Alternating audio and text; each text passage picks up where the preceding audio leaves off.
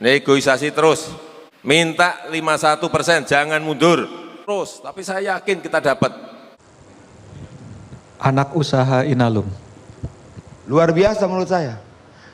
Perusahaan internasional ini berikut hari akan menjadi anak perusahaan BUMN kita. Siapa yang menyangka, siapa yang menduga perusahaan dengan skala Freeport yang mengelola gunung emas terbesar di dunia, di dalamnya ada tembaga, di dalamnya ada perak dan sebagainya. Ketika ini terjadi, dia cuma menjadi anak perusahaan BUMN Indonesia. Bagi saya ini kebanggaan. Bagi saya ini menunjukkan kita sebagai bangsa punya pride. Bahwa kemudian kita menempuh jalan yang berliku itu perjuangan. Tapi menurut saya apapun usaha yang dilakukan, ayo kita hormati, ayo kita hargai.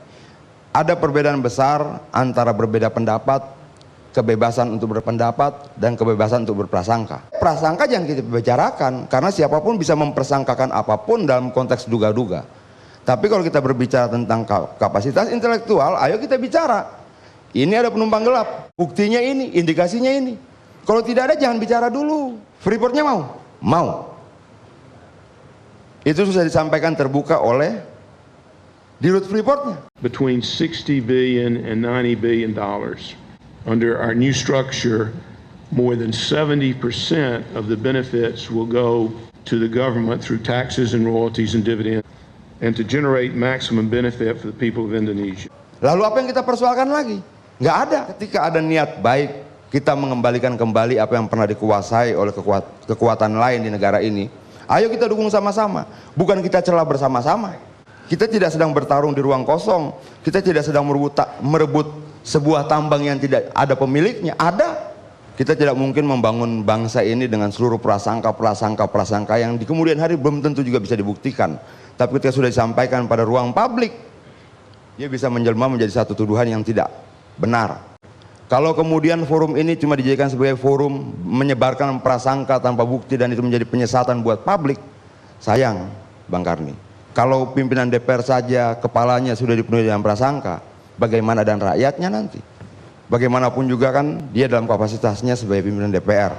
Yang harusnya dikritik adalah mereka yang ingkar dari konstitusi, bukan mereka yang mau menjalankan konstitusi. Siapa yang ingkar? Kita bisa lihat yang lain sebelum-sebelumnya. Seluruh mata dunia melihat keberanian presiden kita. Berapa puluh tahun kita hanya diberi 9% diem saja. Diem, nggak ngerti diemnya karena apa. Apakah takut? Apakah karena diberi sesuatu? Nggak ngerti. Seluruh mata negara dunia lain akan menggunakan peristiwa ini menjadi referensi, menjadi contoh bila terjadi di negara-negara yang lain.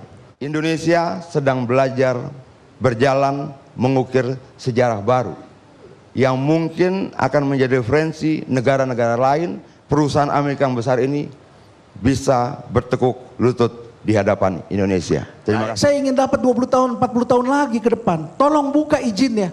Tiba-tiba Presiden Jokowi mengambil momentum di situ. Momentumnya apa?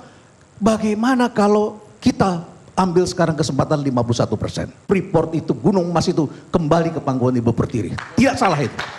Anda pakai teori-teori misalnya tadi dikatakan resource, itu sudah terbantahkan teori itu.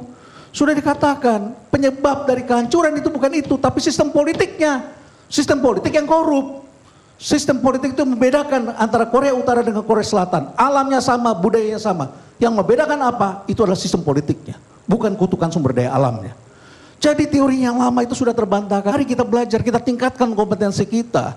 Kalau tidak kita hanya bertengkar karena kita merasa diri kita sudah pintar, kita pandai, dan kita hancurkan negara kita. Gunung emas itu pun akan hilang ke negara lain.